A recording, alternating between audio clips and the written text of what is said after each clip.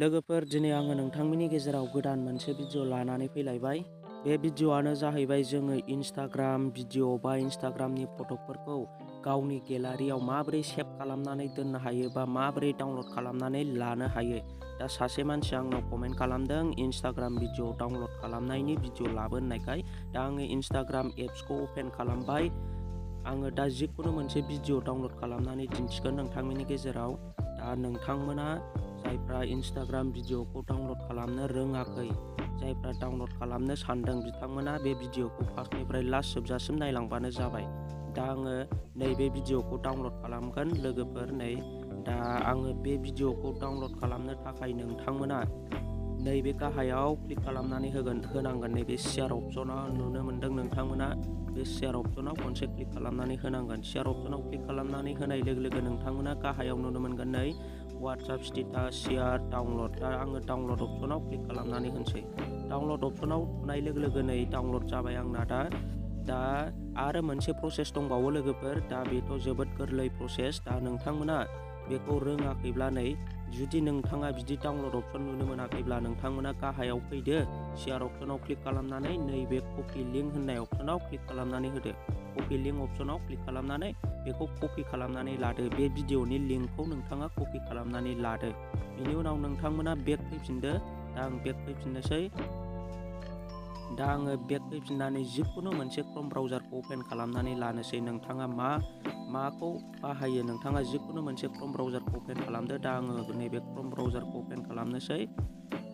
क्रम ब्राउजारखौ अपेन खालामनानै नोंथांमोना नैबेहाय सार्च खालामनांगोन। दा नोंथांमोना इन्स्टाग्राम रिल्स डाउनलड बेबायदि सार्च खालामनानै होनांगोन गुगोलाव। दा आं बेयाव लिरनोसै इन्स्टाग्राम रिल्स डाउनलड अपसन नुखाबाय नै लोगोफोर। दा आं बेयाव क्लिक खालामनानै होनोसै।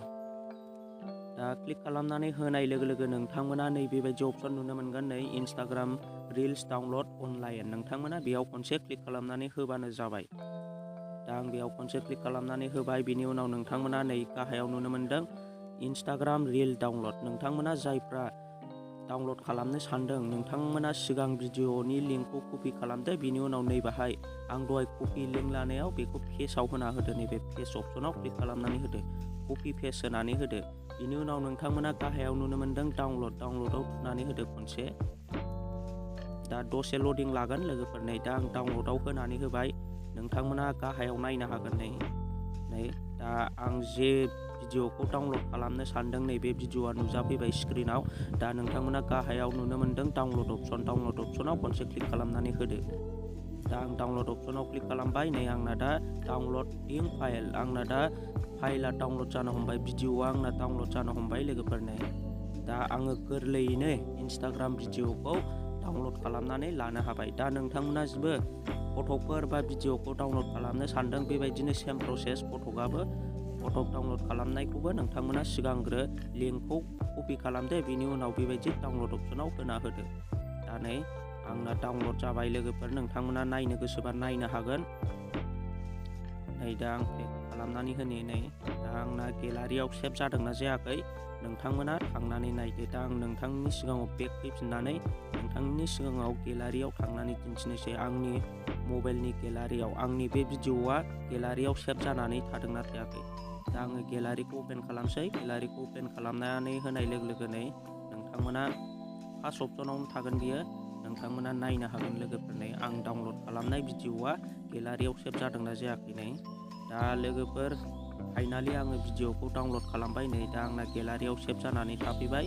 दा नोंथांमोनाबो जायफ्रा इन्स्टाग्राम भिडिअखौ डाउनलड खालामनो सानदों, बेबायदिनो डाउनलड खालामनानै लाबानो जाबाय। दिनैनि भिडिअआ बेखिनियानोसै लोगोफोर। नोंथांमोना जायफ्रा आंनि भिडिअखौ नायनानै मोजां मोनदों, चेनेलखौ साबस्क्राइब खालामनानै होबानो जाबाय। आरो लोगोसे खाथिनि नटिफिकेसन बेल आइकनखौबो अलाव क्लिक खालामनानै होबानो जाबाय। आङो नोंथांमोननि थाखाय बेबायदिनो गोदान भिडिअ लाबोबाय थानो नाजागोन। बाय बाय लोगोफोर।